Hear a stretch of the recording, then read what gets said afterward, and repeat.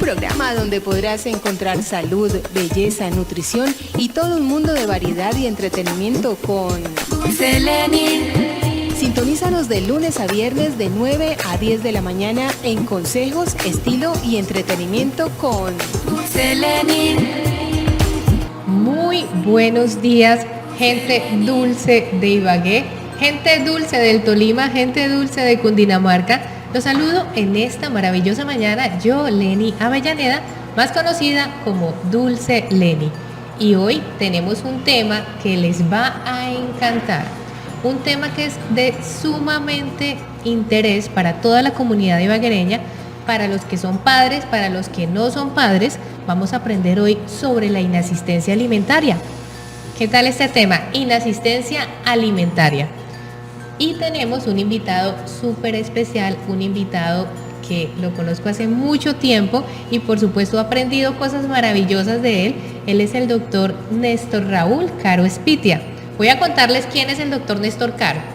El doctor Néstor Caro es un abogado que se ha dedicado a la academia y a la defensa de los derechos. Él es conciliador, es árbitro, es especialista en derecho probatorio, en derecho penal, ciencias forenses y procesal penal. Es magíster en Derecho Penal y Criminología y de manera reciente obtuvo el título de doctor en Derecho con la tesis titulada Antilogías de la presunción de inocencia en el sistema penal acusatorio.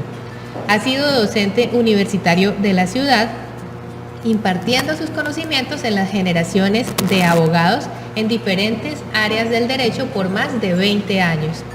También ha sido decano de la Facultad de Derecho de la Universidad Cooperativa de Colombia y fundó el Colegio de Abogados del Tolima, del cual hago parte, y afortunadamente he aprendido cosas muy valiosas del doctor Caro y por supuesto de todos los colegas que hacen parte del Colegio de Abogados del Tolima. Es una entidad sin ánimo de lucro que cuenta hoy con más de 327 miembros en los 5 años de funcionamiento. Este espacio pretende por la unidad que se dé la unidad del gremio, dar capacitación permanente a todas las personas que estén vinculadas al Colegio de Abogados y contar también con una labor social y asesoría permanente para la comunidad en las diferentes áreas del derecho. Doctor Caro, muy buenos días, ¿cómo amanecen esta mañana?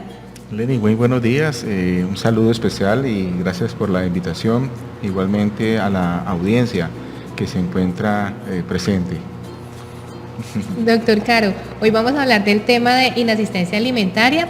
Usted nos va a orientar a todos los televidentes, a las personas que se conectan con nosotros por medio de la estación virtual, por medio del canal 39 de Colcable en Ibagué y Cundinamarca, y a la audiencia que está conectada en el canal número 36, que son las personas que nos ven desde el norte del Tolima.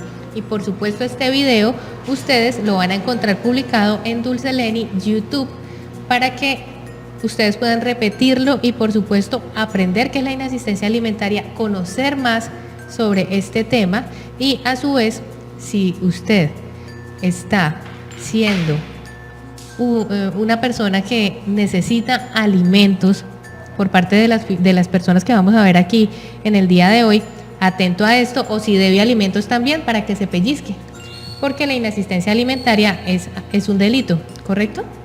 Sí, así es un delito.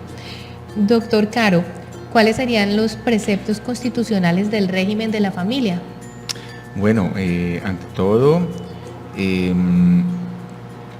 hay que tener en cuenta antes de poder abordar el tema de la inasistencia alimentaria, que esto pretende la protección de la familia como institución básica de la sociedad, así como el reconocimiento de la libertad e igualdad sin discriminación alguna.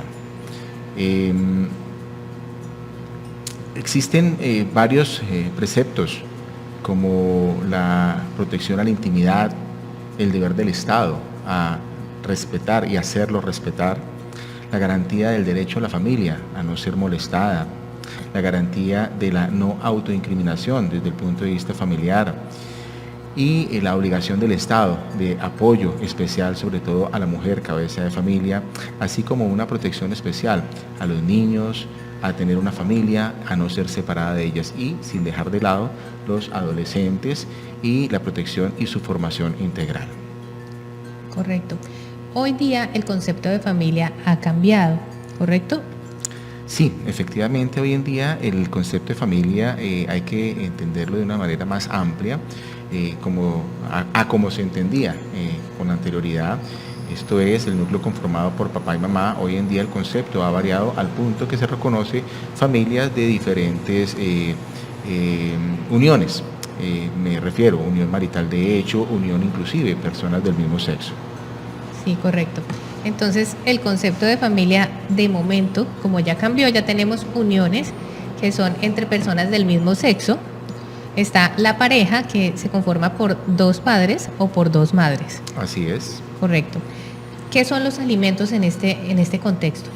En ese sentido, el alimento es entendido como todo aquello necesario para la subsistencia, entendida por la habitación, el vestido, la asistencia médica, la recreación, la educación y en general todo lo necesario para el desarrollo integral de los niños, niñas y adolescentes. Y respecto al derecho de alimentos, ¿cómo se identifica este derecho de alimentos?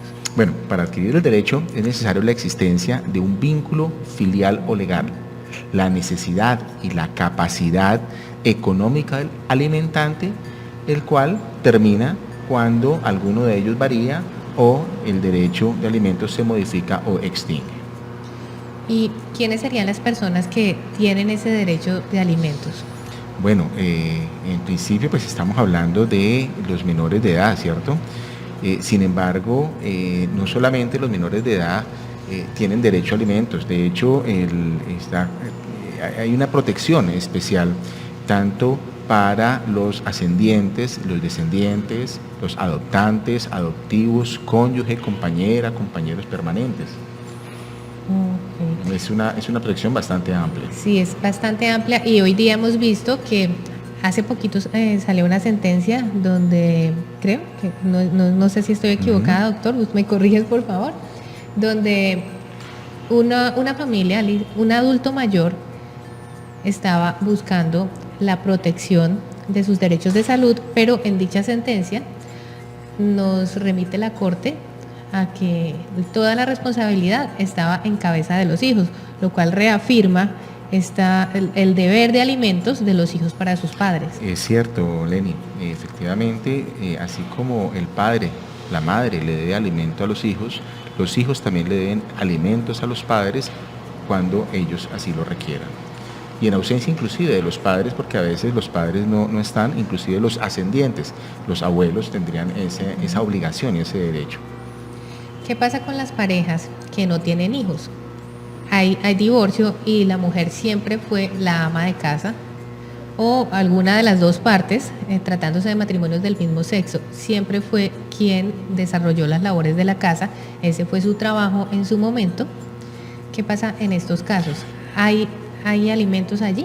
Bueno, hay que establecer el tema si existe ese deber, ese vínculo que genere la obligación alimenticia.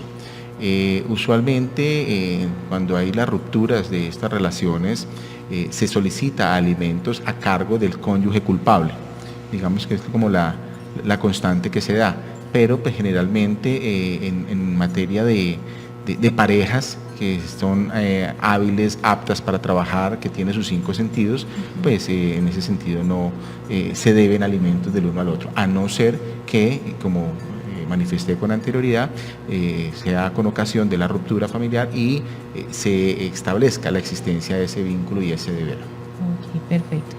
Estamos conectados en la estación virtual. Recuerden que ustedes pueden encontrarnos también en Instagram, hacer sus preguntas. Algunas de las preguntas que hemos hecho en esta mañana son preguntas hechas por el público, que pues cuando las personas quieren que los saludemos, ellos nos dejan anotadito ahí. Salúdenme y digan que yo hice esta pregunta. Pero en este caso son preguntas anónimas que nos han hecho.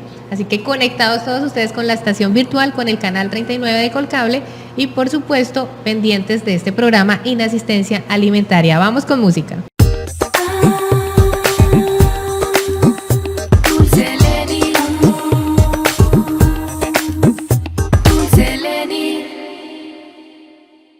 Continuamos conectados con Dulce Leni, Inasistencia Alimentaria. Una pregunta del público. Una señora de 50 años nos escribe y nos pregunta, ¿qué pasa? Toda la vida he convivido con este señor, he sido su esposa y ahora que nos separamos me dejó por otra persona. ¿Qué pasa conmigo? ¿Dónde voy a conseguir trabajo a estas alturas de la vida? Primero. Y segundo, toda mi vida me he dedicado al hogar y a servirle a este señor. ¿Qué pasa en este caso? Bueno, Eleni, realmente esos casos son más comunes de los que uno pues quisiera escuchar, ¿cierto? Sin embargo, como lo dijimos con anterioridad, si la persona tiene un vínculo, en este caso es la esposa, y ha convivido con la otra persona durante pues prácticamente toda su vida y se ha dedicado a la atención y cuidado de esta otra persona en virtud del principio de solidaridad, protección de la familia, podría solicitar a título de sanción la cuota alimentaria dentro del proceso de divorcio. Ahora, si planteémoslo de otra manera, si no es esposa, si no ha convivido, primero tendrá que solicitar la declaratoria de la unión marital de hecho para que tenga efectos jurídicos y ya una vez sobre ello, ya declarada la unión marital, entonces ahí sí puede solicitar la disolución y dentro de esa disolución hacer la solicitud de cuota alimentaria. ¿Al igual pasaría con las parejas del mismo sexo? Claro que sí, claro que sí. De hecho, la norma, el artículo 233 del Código Penal, que está o lo encuentran en la Ley 599 de 2000, habla de que esta situación también comprende a los integrantes y parejas del mismo sexo, y esto también lo encuentran en la sentencia C798 de 2008 de la Corte Constitucional, para mayor amplitud, para aquellos que quieran profundizar en el tema. Uy, qué bien, porque hay mucho público que está conformado por parejas que son del mismo sexo. Los saludamos a ustedes y también estamos aquí resolviendo las dudas que tienen respecto al tema de inasistencia alimentaria y alimentos. ¿Desde cuándo nace esta obligación de prestar alimentos? Bueno, si seguimos con el tema de la unión marital de hecho, esta unión tiene que tener un lapso no inferior a 2 años para que ya sea cobijada por la ley en los términos de la ley 54 de 1990. Y como lo decíamos con anterioridad, siempre y cuando se establezca la existencia de ese vínculo que genera el derecho para el tema alimentario. Entonces, ese derecho, como decíamos, es necesario la existencia de ese vínculo filial o legal, esa necesidad del alimentario y la capacidad económica del alimentante. Son aspectos que ha reiterado la Corte Constitucional en materia de derecho de alimentos. Okay. Una pregunta del público que nos llegó y ahí mismo vamos con la siguiente pregunta que teníamos preparada. Hola Leni, ¿cuánto debe ser la cuota con un salario mínimo? Y la pregunta que teníamos preparada acá desde la estación virtual, ¿cuánto es la cuota alimentaria? Bueno, ese es un tema polémico, ¿cierto? Porque generalmente la mayoría de abogados afirman que la cuota debe ser el 50%. No, la norma dice hasta el 50%. Pero sin embargo hay que atender las circunstancias especiales de cada caso. Esto es criterios de equidad, quién gana más, debe hacer mayor aporte, ¿cierto? Sin embargo, más o menos el promedio de cuota alimentaria que señalan los despachos judiciales oscila entre el 20 y el 30% de acuerdo al nivel de ingresos del padre o madre. Y, como decíamos ya en casos extremos, sería el 50%. Estas personas que de pronto están siendo víctimas de inasistencia alimentaria, que tienen sus hijos menores, que de pronto también tienen hijos que son interdictos legalmente, que ya superaron la edad de los 25 años, y requieren la cuota alimentaria, las personas también que son adultos mayores, que no tienen cómo valerse por sí mismos y tienen a sus hijos que trabajan y están buscando esta cuota alimentaria, y otras personas que son susceptibles de tener este derecho a los alimentos, ¿cómo pueden denunciar? Bueno, en principio, lo que decíamos inicialmente, hay que tener la existencia de la obligación. Esa existencia de la obligación se traduce bien en una sentencia o en un acuerdo alimentario, un acuerdo conciliatorio entre las partes, ¿cierto? Una vez se tenga esto y si existe ese deber de suministrar alimentos y ante el incumplimiento de los mismos, las personas pueden dirigirse a la Fiscalía General de la Nación, Unidad de Inasistencia Alimentaria, y presentar la denuncia de manera verbal o escrita. Además, pueden acudir también a las salas de atención al usuario, llamadas SAU, o a las unidades de reacción inmediata, llamadas URI, o a los centros de atención de víctimas y casas de justicia. Ahora, si no existen estas autoridades, el municipio podría acudir ante las autoridades de policía, quienes los orientarán, o en su defecto, a los consultorios jurídicos o comisaría de familia o el bienestar familiar. Hoy en día existe, digamos, un espectro amplio de personas capacitadas para brindar esa orientación frente a dónde acudir para poner en conocimiento esta vulneración de este derecho. Una pregunta del público aquí nos escribe por vía Instagram @dulce.leni. Denuncié por inasistencia alimentaria y han pasado más de 2 años y no ha pasado nada dentro de mi expediente. Lamentable decirlo, pero es una realidad que vivimos hoy en día, el tema de la congestión en la administración de justicia, y pues esta congestión ha hecho que la mayoría de funcionarios estén colapsados con este tipo de situaciones. Es un problema de orden social antes que penal. Desafortunadamente el derecho penal es la última ratio y se ha querido utilizar, entonces es como la primera arma para buscar la efectividad de esa obligación, y pues eso ha hecho que se hayan retrasado las investigaciones y pues no solamente este caso, sino muchos casos, además de la inexistencia alimentaria, pues también han quedado no en el olvido, pero sí en el turno. Entonces la Fiscalía pues igualmente pues prioriza casos, y digamos que el consejo que le puedo dar es acercarse por lo menos una vez a la semana o cada 15 días o cada vez que pueda la persona a la Fiscalía, concretamente al despacho que está adelantando el caso, y presentar todo el material que le permita también a la Fiscalía ayudar a demostrar ese incumplimiento, porque a veces también como usuarios le dejamos toda la carga al Estado y realmente el Estado, como les decía en inicio, está colapsado. Entonces, dentro de ese material que permite demostrar ese incumplimiento, deben allegar el acta de conciliación donde se fijó la cuota alimentaria, o la sentencia proferida por el juez, el documento de la comisaría, las facturas, quienes pueden acreditar esta situación, comprobantes de pago de colegios, etcétera. Toda esta situación que permitan también facilitarle el trabajo al Estado para que puedan pues llevar a feliz término estas denuncias. La gente está muy conectada con nosotros en esta mañana con este tema de inasistencia alimentaria. Saludamos a todos nuestros televidentes y por supuesto a todos los oyentes y a las personas que se conectan también por medio de las redes sociales y el canal de YouTube Dulce Leni. Doctor Caro, ¿cómo está tipificado ese delito? Bueno, como lo manifestamos también con anterioridad, decíamos que en la ley 599, llamado Código Penal, capítulo 4, delito contra la asistencia alimentaria, artículo 233, está tipificada la inasistencia alimentaria. Y también en el artículo 236 está tipificada la malversación y dilapidación de bienes de familiares, también como una modalidad de la violación de este derecho contra la asistencia alimentaria.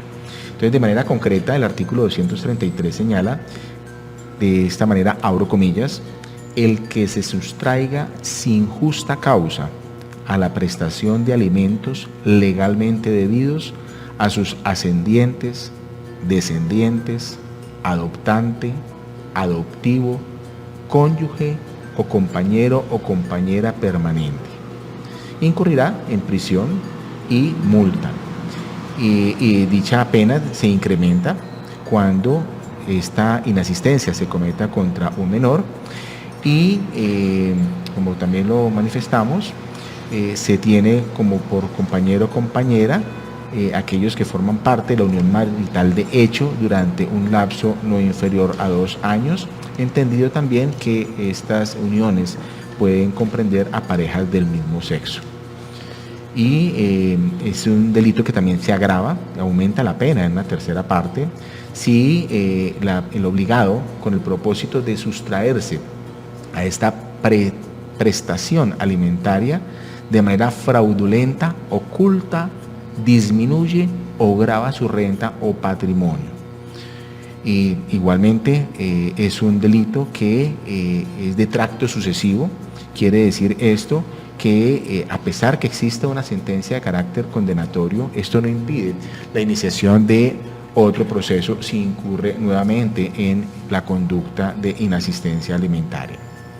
Y, como lo mencionaba también, el artículo 236, frente a la malversación y dilapidación de bienes familiares, hace referencia a quien administre en ejercicio de la patria potestad, tutela o curatela en ascendiente, adoptante, cónyuge o compañero permanente, también incurrirá también en una pena privativa de la libertad y multa, siempre que la conducta no constituya otro delito. ¿Qué quiere decir eso? Que puede concursar con otros delitos. No solamente hablamos de inasistencia alimentaria, sino puede concursar con violencia intrafamiliar, puede concursar con falsedad en documentos, puede concursar con fraude procesal. Entonces, es un tema bastante complejo que aquellas personas que decidan transitar por los linderos del Código Penal, pues pueden pasar ratos muy amargos.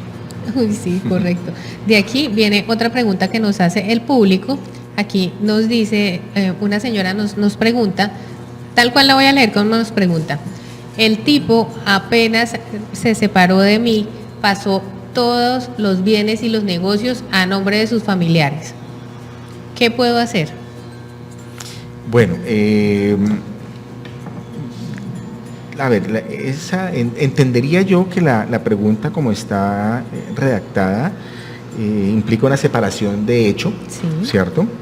Quiere decir que no es una separación legal, sino extralegal, previa a definirlo desde el punto de vista ya judicial.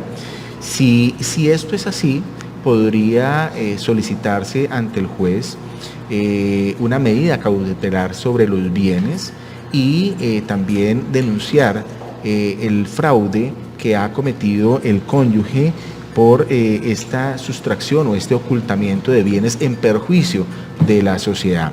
Como les decía, esto puede concursar con varios tipos penales. En principio, desde el punto de vista civil, podríamos decir que estamos en presencia de una simulación, porque está traspasando a terceras personas bienes que sin que realmente exista un negocio real, sino aparente. Y desde el punto de vista penal, podríamos decir que existe, además de la falsedad en documento, un fraude procesal, porque se está induciendo en error al servidor público y pues además se está defraudando a la sociedad marital. Sí, correcto.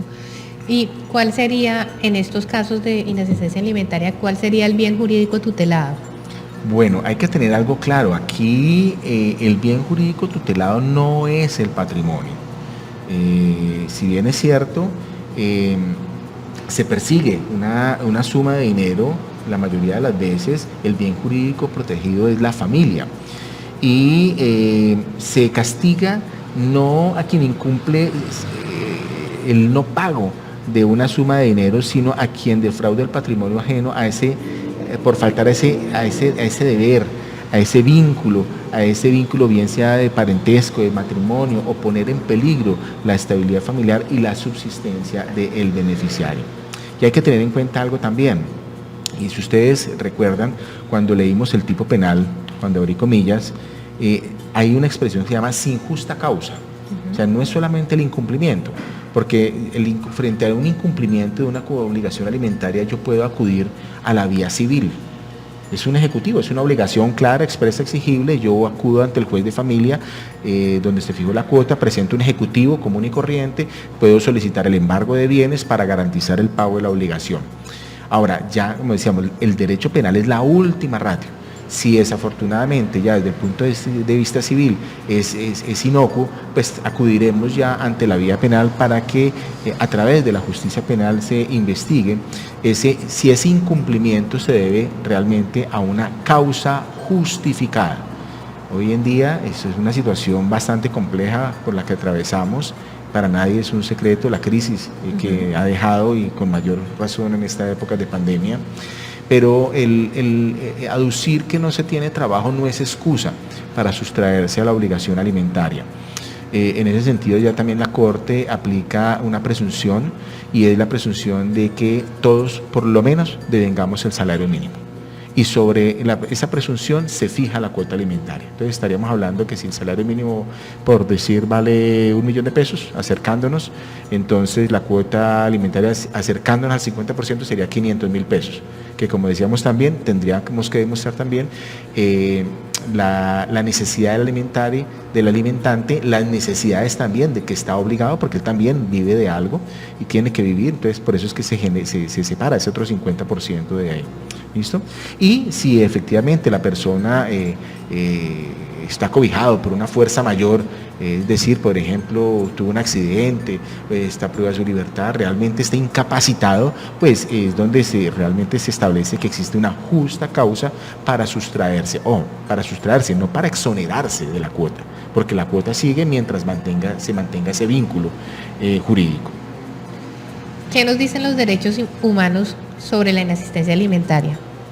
Bueno, estos son derechos de especial protección,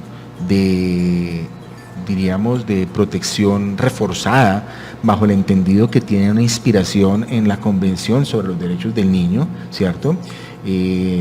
Pues básicamente se orienta hacia los menores en primera instancia, esto con el fin de combatir la malnutrición, suministrar los alimentos nutritivos adecuados y adoptar las medidas pertinentes para apoyar a los padres y otras personas responsables de los niños para que tengan un efectivo derecho y un nivel de vida adecuado. Encontramos también que hay personas que están propendiendo por la despenalización del tipo penal. Sin embargo, podríamos afirmar que esta es una extensión del artículo 7º de la Convención Americana sobre Derechos Humanos frente al derecho a la libertad personal, bajo el entendido que no existe prisión por deudas, pero tengamos en cuenta que aquí lo que se protege, no, como decíamos, no es la deuda, sino el vínculo familiar, la especial protección que debe tener la familia como base y núcleo de la sociedad. Correcto. La inasistencia alimentaria y el derecho a la vida, ¿qué relación tienen? Toda. Exactamente. Este incumplimiento de propender por alimentos en sentido amplio, a quienes por ley se tiene el deber jurídico, atenta contra el derecho a la vida, por conexidad, en razón a que esa carencia de recursos mínimos conlleva a ese desmejoramiento de la calidad de vida, tanto física y emocional. De ahí que el bien jurídico se enfoque hacia la protección de la familia como núcleo esencial de la sociedad. La inasistencia alimentaria como derecho de la infancia y la adolescencia. Bueno, esta inasistencia, decíamos, es el incumplimiento injustificado de no suministrar esa cuota alimentaria a que tiene derecho tanto los niños como los adolescentes. Vemos cómo los niños y adolescentes son la población más afectada en este tipo de conductas, razón por la cual debemos fortalecer ese núcleo básico que es la familia, ese núcleo básico en la sociedad. Y vemos con tristeza cómo, a pesar de que existen entidades gubernamentales que protegen estas situaciones límite, también vemos cómo existe una alta tasa de divorcio, embarazos no deseados, los nuevos conceptos de familia para muchos disfuncionales que se han venido abriendo paso en estas sociedades modernas. Realmente debemos proteger no solamente los niños, nuestras personas adultas, sino la sociedad, la familia dentro de la sociedad, que es la que juega el papel importante. Doctor Caro, esta intervención es muy valiosa para todos los que estamos escuchando sus conocimientos, viendo el programa en esta maravillosa mañana. Tenemos muchas personas conectadas. Por fortuna, les recordamos a todos que tengan preguntas, recuerden hacerlas por las redes sociales de la estación virtual, por las redes sociales de Dulce Leni, por supuesto, y los canales de la estación virtual.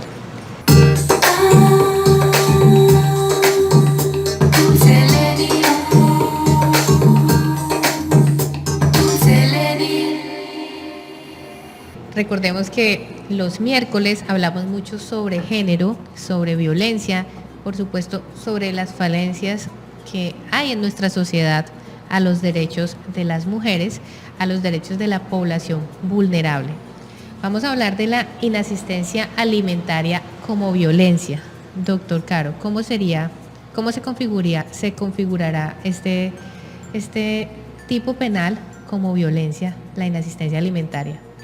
Bueno, lo primero que podemos decir frente al tema es que son dos tipos autónomos, la violencia intrafamiliar y la inasistencia alimentaria, los cuales podrían en un momento dado entrar a concursar.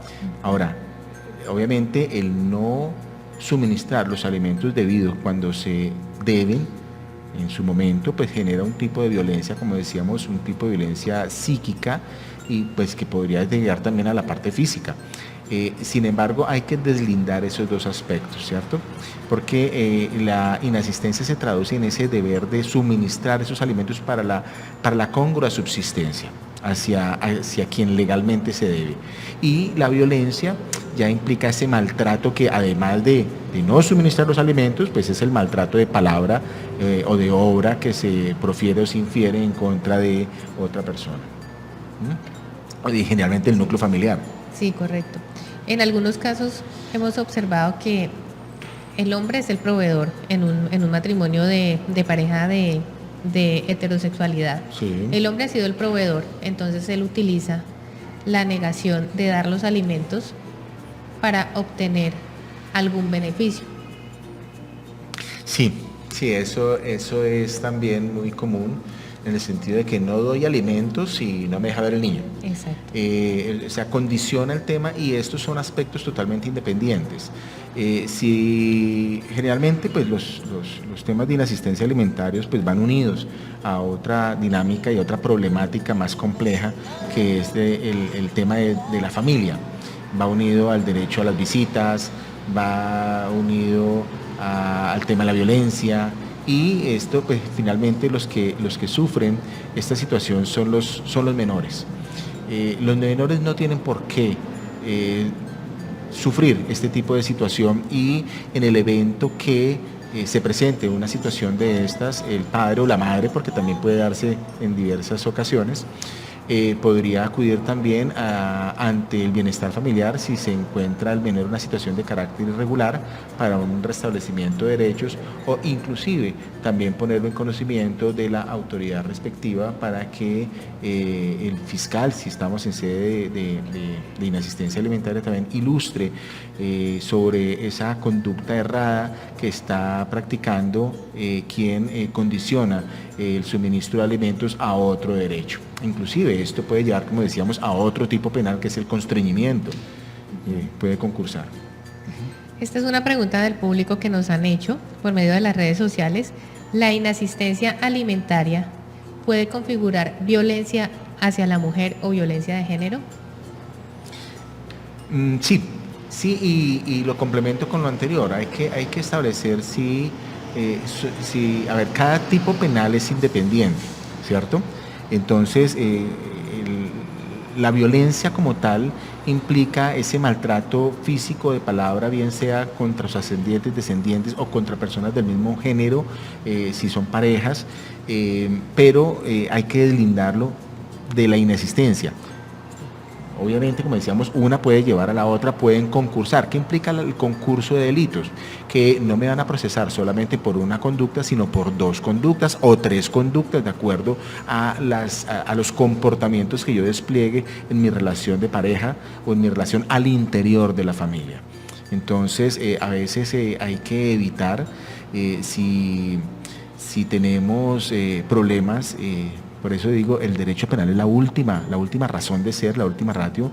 Nosotros, así como buscamos asesoría con el abogado, nosotros necesitamos asesoría también espiritual, asesoría psicológica, asesoría médica, y hay personas especializadas también que nos pueden brindar esa orientación para liberar esas tensiones que se generan al interior de la familia y poder llevar una vida más llevadera. La inasistencia alimentaria a los padres y a otros ascendentes. ¿Cómo podemos tratar ese tema? Efectivamente, decíamos que este deber alimentario no solamente se da a los descendientes, sino también a los ascendientes, así como el padre y la madre le den alimentos a sus hijos por una situación de solidaridad. Los hijos también le deben alimentos a sus padres, a sus abuelos inclusive, cuando también ellos se encuentren en una situación de debilidad y que así se requiera. Entonces, en ese sentido, ampliamos también el espectro bajo el entendido que el deber alimentario no solamente se irradia hacia los menores, sino que también los mayores, entendidos ascendientes, hasta inclusive a los abuelos, tendrían derecho a percibir ese cuidado en virtud del principio de solidaridad.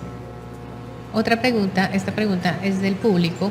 ¿Cuáles son las penas o sanciones como consecuencia de la inasistencia alimentaria? Sí, de hecho ese punto lo omití cuando leí el tipo penal, pero en este momento el que incurra, a quien se demuestre responsabilidad penal por el delito de inasistencia alimentaria, puede incurrir en una pena de prisión que oscila entre 16 a 54 meses de prisión. Multa, además, como pena accesoria, multa de 13.33 a 30 salarios mínimos mensuales legales vigentes. Pena de prisión de 32 a 72 meses y multa de 20 a 37.5 salarios mínimos legales mensuales vigentes cuando la inasistencia se cometa contra un menor. Y si decíamos que si la persona, con el propósito de sustraerse a la prestación alimentaria de manera fraudulenta, oculta, disminuye o grave su renta, también incurrirá, además de las penas anteriores, esas penas se incrementarán en una tercera parte. Y con el agravante además que esto es un delito de tracto sucesivo. ¿Qué quiere decir esto? Que mes a mes se va causando el delito. Quiere decir lo anterior, que así existe una sentencia de carácter condenatoria, pueden volverme a procesar por la misma conducta mientras subsista la obligación alimentaria. ¿Qué pasa con estos reincidentes? Estos reincidentes, pues cada caso es particular, ¿cierto? Pero en principio la ley fue muy dura frente a este tipo de delitos y se generaba penas privativas de prisión sin libertad provisional, sin libertad intermedia. Hoy en día pues se ha abierto un poquito más la posibilidad de establecer esta posibilidad de conceder ciertos subrogados a aquellas personas que incurran en este tipo de delitos. Ahora, frente a la reincidencia, son casos particulares si realmente estamos en presencia de una persona que es totalmente renuente, pese a que tiene la posibilidad de cumplir con su obligación, pues seguramente será acreedor a estas penas privativas de la libertad sin ningún beneficio. Esto es algo para tener en cuenta para las personas que están debiendo alimentos, porque están acostumbrados a que la justicia no actúa tan rápido en estos temas y piensan que pueden salir del problema. ¿Cómo le llamamos a esto? Como si no pasara nada. Esta es una creencia popular y pues es lo que los mensajes que nos está enviando el público nos da a entender, que han instaurado las demandas que hasta ahora no ven los resultados, no tienen los alimentos de los hijos, no tienen alimentos tampoco para adultos mayores. ¿Qué pueden hacer estas personas? Sí, Leni, eso es cierto y ya lo mencionábamos. La justicia tarda pero llega.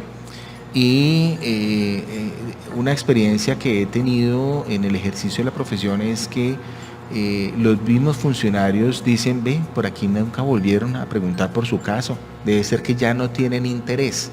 Entonces, ¿qué les aconsejo yo?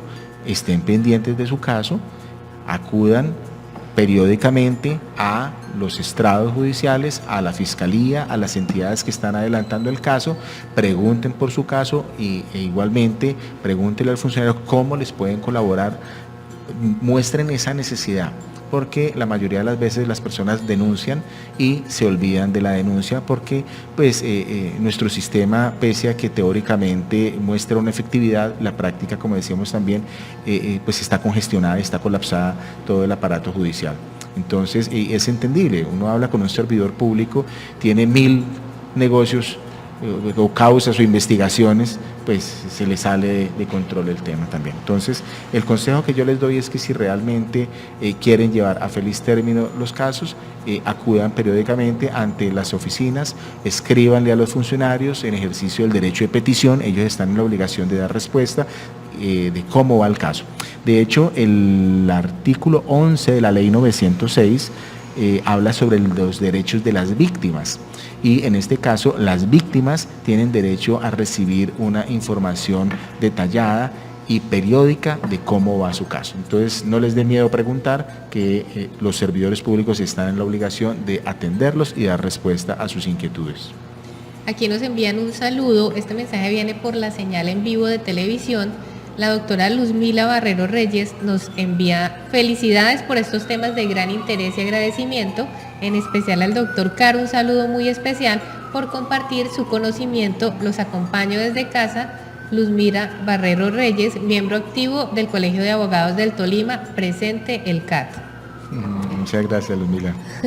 Un saludo para la doctora Luzmila, que nos está viendo por la vía internet www.estacionvirtual.com. Otra pregunta que nos hizo el público, pues ya la hemos tratado en el transcurso del programa, pero reincide esta pregunta. ¿Es retroactiva la inasistencia? ¿Hasta qué edad?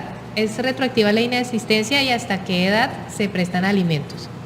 Bueno, a ver, es una pregunta también muy común. Es que mi papá, mi mamá nunca me ha dado nada toda la vida y yo ya tengo 15, 20 años, entonces yo quiero saber si me debe los alimentos durante todos esos 15 o 20 años. Sí, efectivamente existe una obligación, pero como decíamos, esa obligación tiene que ser declarada bien mediante una sentencia o bien mediante un acuerdo conciliatorio o una decisión de algún funcionario donde se fije esa cuota alimentaria. Una vez se fije esa cuota alimentaria, pues ya se cuenta con un título, o lo que podríamos hablarlo en términos jurídicos, una obligación clara, expresa y actualmente exigible. Entonces, en ese sentido, lo que yo podría ejecutar son las obligaciones debidas desde que se ha hecho exigible la obligación. Y frente a la segunda pregunta, ¿hasta qué edad? Pues la obligación va hasta los 25 años, siempre y cuando se demuestre que la persona está estudiando. De resto, si la persona ya ha cumplido con su ciclo académico, por decir algo, casualmente esta mañana veía una entrevista similar, es que la persona estudió medicina y salió médico a los 22 años y ahora quiere hacer una carrera de psicología. Entonces, que como tiene la obligación hasta los 25 años, entonces subsistiría esa obligación. No, si ya tiene cómo valerse por sus propios medios, ya tiene una obligación, un oficio, un arte definido, entonces ya también se puede acudir ante el juez de familia también para solicitar la exoneración de esa cuota alimentaria. Una pregunta que nos hace el público, también tenemos conectados a varios hombres que están pendientes de este programa. Aquí nos hace una pregunta, un televidente, nos dice, ¿qué pasa si yo le estoy dando la cuota a mi exmujer y ella se está gastando el dinero en otros asuntos? Bueno, interesante pregunta. Es un tema que hay que ponerlo en conocimiento de la justicia, porque la cuota va destinado al sostenimiento del alimentante.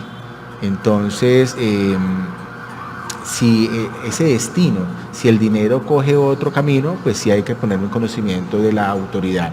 muy seguramente si estamos en presencia del juez o en presencia de la fiscalía, tendrá que exigir las cuentas del destino de esos dineros, de esa inversión de esos dineros, y pues de esa manera pues se garantiza que los dineros lleguen a su destino, que es cubrir las necesidades básicas del alimentante.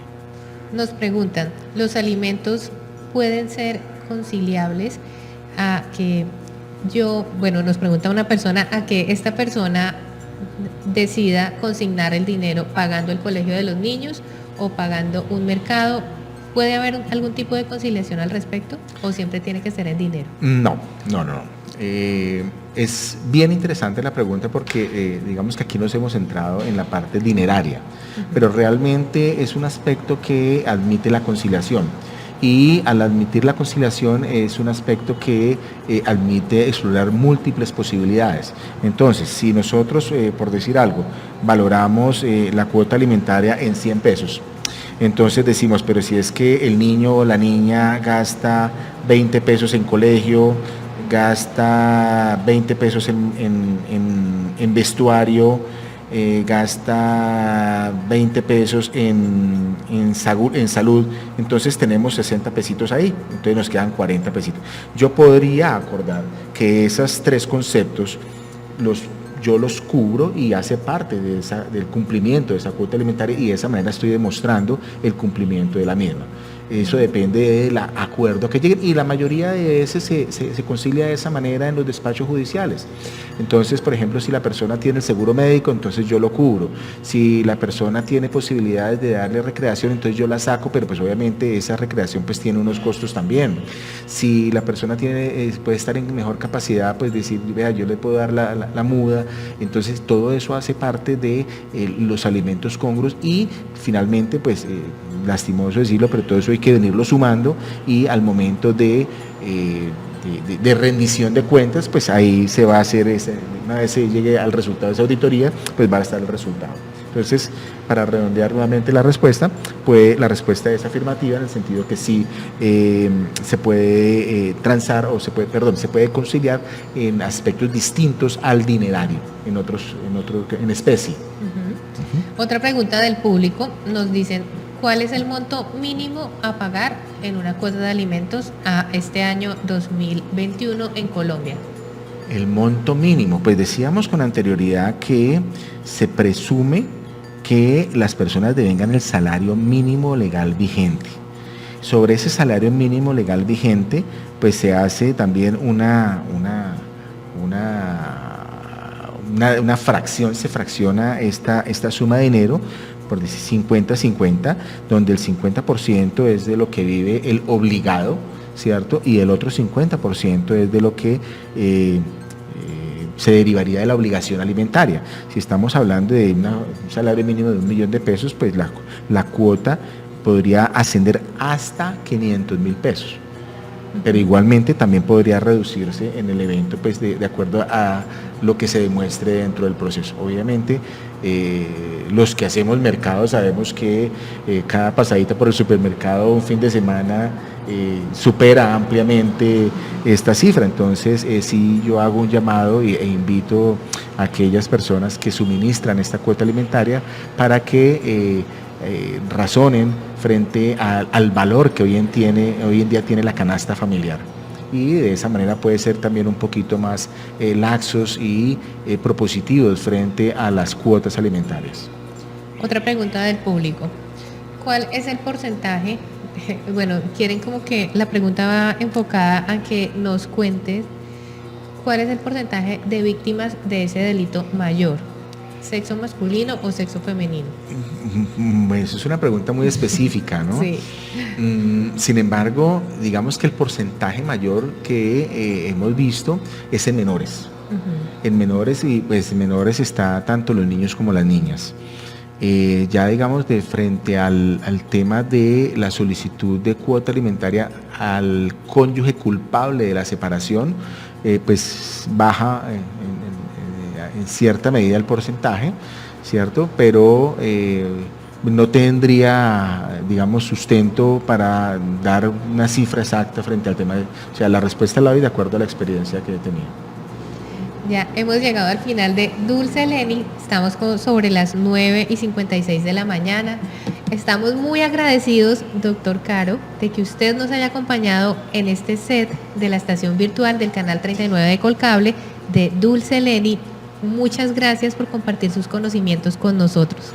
No, Leni, muchas gracias a ti y a la mesa de trabajo por esta invitación, no solamente a mí, sino al Colegio de Abogados del Tolima, que como lo mencionaste al inicio de la charla, somos una institución sin ánimo de lucro que propende por el mejoramiento no solamente de nuestros agremiados, sino el mejoramiento de la comunidad a través de este tipo de actividades que desarrollamos.